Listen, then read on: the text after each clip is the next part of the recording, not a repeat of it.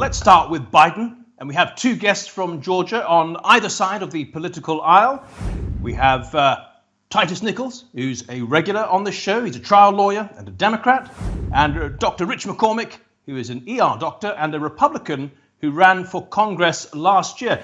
Titus, we'd like to start with you. This will untie Joe Biden, Kamala Harris's hands for their presidency, vice presidency. What do you think they're going to prioritize in the first 100 days? Well, first of all, thank you for having me back on the show. As President-elect Joe Biden has already said, his primary concern is going to be COVID relief. You've seen the theatrics that went back and forth between Trump and the Republican Senate in regards to COVID relief. The fact that there was such a strong debate over the idea of giving American citizens $2,000 demonstrates just how the Republican Party has not been focused on the individual, but more so just following along with what Trump wanted. So the first thing the Biden administration is going to focus on is getting proper COVID relief to the American citizens, and also coming up with a unified plan for rolling out the distribution of the vaccine. Here in Georgia, yes, the vaccine has started to arrive, but there is no unified plan for how it's going to get into the arms of the people who are very vulnerable, as well as to the rest of the states, so that the economy can properly open again.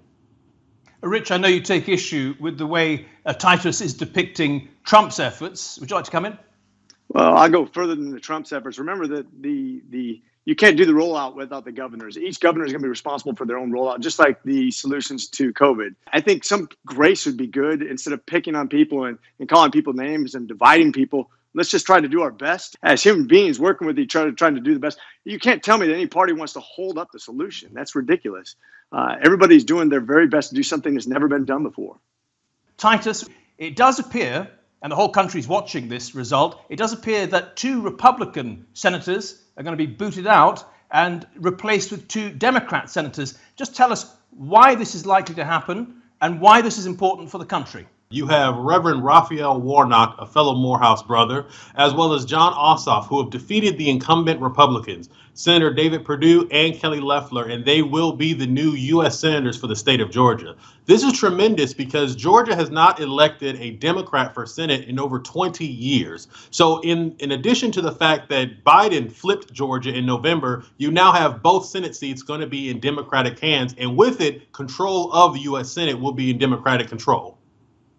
Rich McCormick, you must be very worried that an additional two Democrat senators is going to make all the difference at the national level. It means that the Democrats will have the White House and control of all of Congress.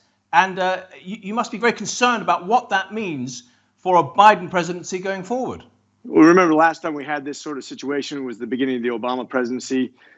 They used that to pass the Affordable Care Act, which I'll point out didn't work out so well. It didn't make our premiums go any better. It's actually less affordable now. We don't have a vast preponderance of the number of people who weren't covered before are still not covered. We still have the same problems. We just have more expensive health care. And that's the problem with, once again, turning to the government to solve the very problem that it creates.